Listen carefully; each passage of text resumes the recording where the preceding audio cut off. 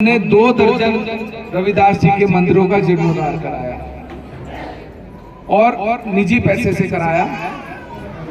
आप में से कोई अगर गनौली का है तो कोई हाथ उठाएगा। गनौली से है कोई यहाँ? किसी ने अभी गनौली का मंदिर देखा? कब देखा? कैसा लगा? तो जैसे हमने गनौली के मंदिर का जीर्णोद्धार कराया, ऐसे ही हमने रविदास जी के 24 मंदिरों का जीर्णोद्धार पूरा कर दिया है और 72 मंदिरों का जीर्णोद्धार हमारे निजी पैसे से चल रहा है। इसके अलावा कुआंखेड़ा गांव में जमीन नहीं थी, क्योंकि वहां रविदास जी का मंदिर नहीं था। उसके लिए हमने जमीन खरीद कर दी अपने पैसे से। फिर समिति वाले किसी कारणवश निर्माण कार्य नहीं करा पाए, तो उसका निर्माण कार्य भी हमने 4 दिन पहले शुरू करा। बहबलपुर में संत मांगेराम दास जी का जो आश्रम अभी बनकर पूरा हुआ है, वहां पर जो रविदास जी की मूर्ति थी वो उन्होंने एक घास फूस से बने हुए कमरे में रखी हुई थी, जिसके ऊपर प्लास्टिक की तिरपाल थी। हमने उस आश्रम का भी निर्माण कार्य पूरा करा दिया है और अब गुरु जो हैं वो पक्के कमरे में, पक्के मकान के अंदर स्थापित हो गए।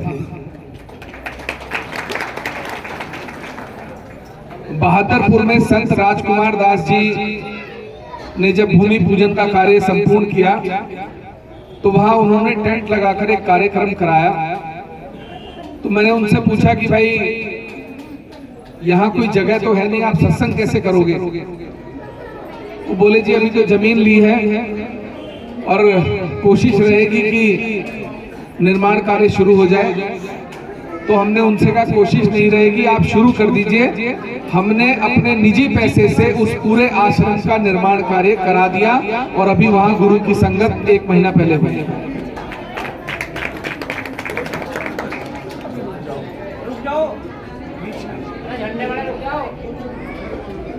नारायणगढ़ अंबाला में गुरु रविदास जी का एक बहुत खूबसूरत आश्रम है। आप में से कोई नारायणगढ़ गया है? वहां एक 50 मीटर लंबी गुफा में से जब आप अंदर जाते हैं तो अंत में जाके गुरु का दरबार आता है। बहुत खूबसूरत मंदिर है, कभी मौका लगे तो वहां जाइएगा। वहां हमने बहुजन समाज की 124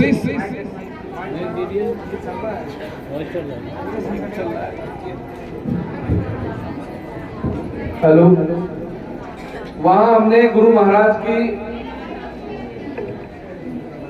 परिवार से संबंध रखने वाली यानी बहुजन समाज की 124 बेटियों का विवाह कन्यादान एक ही दिन में कराया। इसके अलावा पिछले पौने 2 साल में बहुजन समाज की 100 से ज्यादा कन्याओं का विवाह हमने हरिद्वार जनपद में कराया। टोटल कुल विवाह हमने 350 सामूहिक विवाह इस हरिद्वार जनपद में कराए। और अब 4 मार्च को, आने वाली 4 मार्च को हम 125 कन्याओं का विवाह पुनः कराने जा रहे हैं, जिसके पंजीकरण हमारे कार्यालय में हो चुके हैं। अगर आपकी नजर में कोई ऐसी बेटी है जिसका विवाह आप चाहते हैं कि कराया जाए, उनके घर में अगर परेशानी है, निर्धन है, माता पिता नहीं है, तो उसका पंजीकरण भी आप हमारे कार्यालय करा दीजिएगा। उनके विवाह की जिम्मेदारी भी हमारी। क्या है कि सामूहिक विवाह के पीछे बहुत बड़ी सोच है। जब मैं विधायक बना तो मेरे पास एक माताजी हमारे कानपुर विधानसभा की आई। वो बोली विधायक जी मुझे 2 लाख रुपए उधार दिलवा दो ब्याज पर। तो मैंने कहा आपको 2 लाख रुपए क्यों चाहिए ब्याज पर? बोली मैं विधवा हूं, मैं अपनी बेटी का विवाह कराना चाहती हूं। तो मैंने कहा 2 लाख का ब्याज तो 4000 रुपए महीना हो जाएगा, चुकाओगी कैसे? बोली 1500 रुपए की पेंशन आती है, 2500 रुपए महीने की दिहाड़ी कर दूंगी। तो मैंने कहा भाई मूल तो तब भी नहीं चुकेगा, सारी जिंदगी ब्याज चुकाओगी? बोली शिवानी के पापा एक मकान छोड़ गए 1 कमरे का, उसे बेच दूंगी। तो मुझे लगा कि पता नहीं कितनी ऐसी बेटियां होंगी, कितनी माताएं ऐसी होंगी जो अपने बच्चों का, अपनी बेटिया का विवाह नहीं कर पा रहे होंगे, और कितनी बेटियां अपने घरों में इस वजह से बैठी होंगी कि भाई उनके माँ बाप के पास पैसे नहीं है या उनकी माँ के पास पैसे नहीं। तो हमने तब सामूहिक विवाह का कार्यक्रम शुरू कराया और पौने 2 साल में ये रिकॉर्ड है कि हमने 350 कन्याओं का विवाह संपूर्ण करा दिया, और सिर्फ हरिद्वार जनपद में, और 124 कन्याओं का विवाह हमने नारायणगढ़ में कराया। आने वाली 28 फरवरी को हम फिर 124 कन्याओं का सामूहिक विवाह बहुजन समाज की कराने जा रहे हैं नारायणगढ़, आने वाली 28 फरवरी।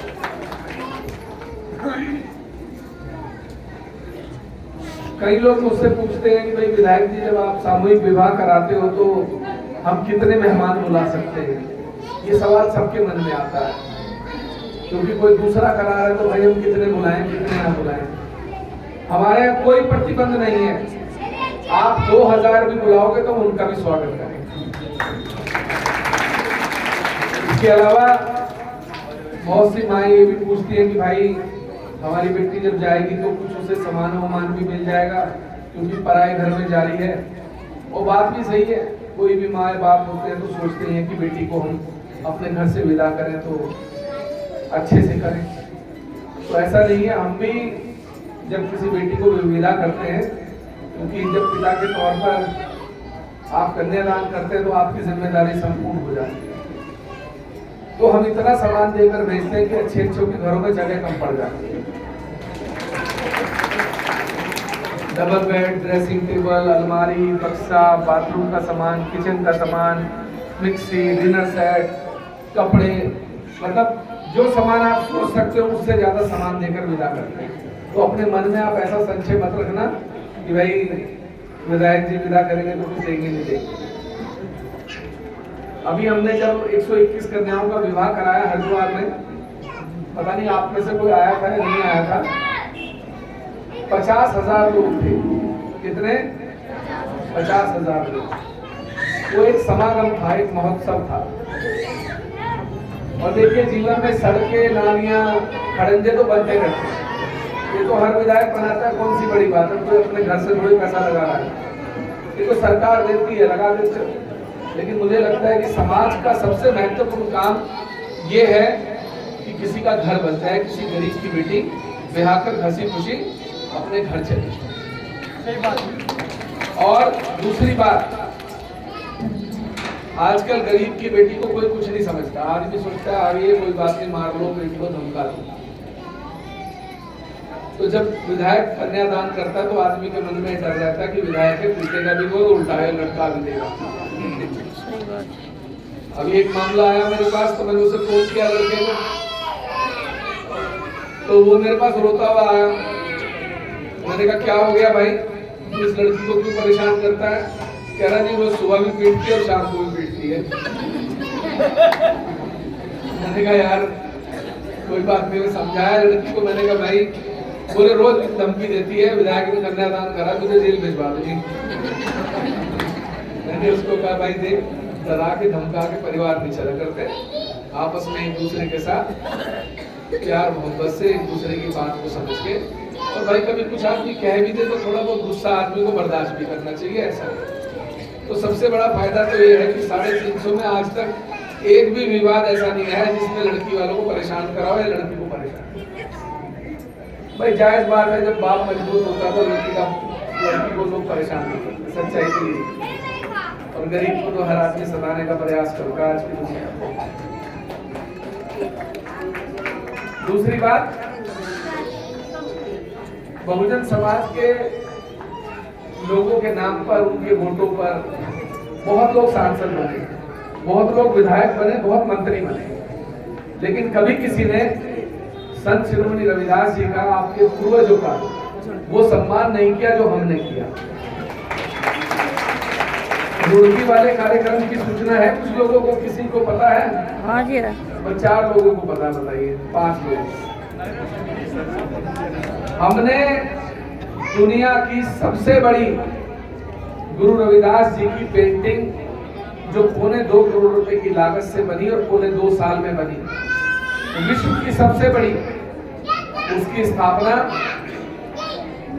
रुड़की में रविदास घाट पर कराई। और आज तक जो रविदास जी की सबसे बड़ी आरती हुई होगी वो कितने दीपक जलाकर हुई होगी, कोई बता सकता है? 156 दीपक जलाकर सबसे बड़ी आरती हुई है। लेकिन हमने कितने दीपक जलाकर कराई, जानकारी है? हमने 21,000 दीपक जला के आरती। ये पूरे विश्व का रिकॉर्ड है कि महान संत शिरोमणि रविदास जी की आरती 21,000 दियों से हुई। और मैं तो चुनौती देता हूं जो लोग कहते हैं कि भाई इन सबसे कुछ नहीं होता, ये तो विधायक जी जो है वोट के लिए कर रहे हैं। तो भैया मैं चाहता हूं कि वोट के लिए आप 21,000 नहीं, आप 22,000 दिए जलाकर रविदास जी के आए, मुझे बड़ी खुशी होगी। और मैं तो आज ये कह रहा हूं कि जो मेरा 21,000 का रिकॉर्ड तोड़ देगा, हम उसको 51,000 रुपये नगद देंगे। करो तो सही, लेकिन कोई करना नहीं चाहता। हम हरिद्वार जनपद में 4 छात्रावास की स्थापना कर रहे हैं और ये 4 छात्रावास सिर्फ बहुजन समाज की कन्याओं के लिए होंगे जो उच्च स्तर की शिक्षा प्राप्त करना चाहती है लेकिन गांव से रोज शहर नहीं आ जा सकती। 3,500 रुपए में वो उसी हॉस्टल में रहेंगी, कपड़े भी धुलेंगे, खाएंगी, पिएंगी, रहेंगी, बिजली, पानी, रहना, सब कुछ सिर्फ 3,500 रुपए में हम उनको देंगे। ये 4 हम छात्रावास बना रहे हैं कन्याओं के लिए। दूसरी बात, शुक्रताल की जो समनदास जी की गद्दी है, हमारे महान संत, इस समय वहां गद्दी पर गोवर्धन दास जी हैं। तो उन्होंने एक अपनी इच्छा जताई थी मुझसे। उन्होंने कहा था विधायक जी की समनदास जी भी चाहते थे और मैं भी चाहता हूं कि हरिद्वार जनपद में रविदास धाम की स्थापना हो और 24 घंटे भंडारा चले।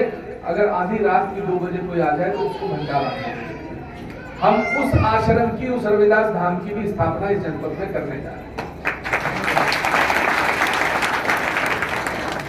मेरा आप सभी से अनुरोध है, देखिए सबसे बड़ी बात क्या है, जो आपके संतों का सम्मान नहीं करेगा, जो आपके पूर्वजों का, रविदास जी कौन है? रविदास जी कौन है? रविदास जी आपके पूर्वज हैं।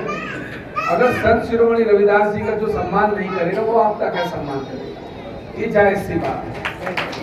तो मेरा मानना है कि सबसे पहले हम संतों का सम्मान करें और उसके बाद हम समाज का सम्मान करें। हम पहले संत का सम्मान करते हैं, फिर समाज का सम्मान, क्योंकि संतों का सम्मान करने का मतलब समाज का सम्मान करना है। ये अपने में एक इसकी कहने की जरूरत नहीं। कानपुर विधानसभा में जब हम आए थे तो लोग कहते थे भाई हेलीकॉप्टर से आए चले जाएंगे, यही कहते थे ना जी, भैया इतना क्या भरोसा, तो नहीं कहाँ रहेंगे, कहाँ मिलेंगे, सिक्योरिटी गार्ड मिलने देगा नहीं मिलने देगा। और जितने लोग हम पे आरोप लगाते थे कि ये चले जाएंगे, आज वो सारे चले गए, हम यही हैं। आने वाले लोकसभा चुनाव में देखो क्या है, वोट किसी का छीना तो जा नहीं सकता है। मैं चाहूंगा तुम्हारा वोट छीन लूंगा, तुम्हारा छीन लूंगा, नहीं छीन सकता। वोट तो आदमी अपने मन से, अपने विवेक से, अपने दिमाग से देता है, अपने दिल से देता है। लेकिन मेरा ये मानना है कि वोट जो होता है वो विश्वास होता है। वो विश्वास ये होता है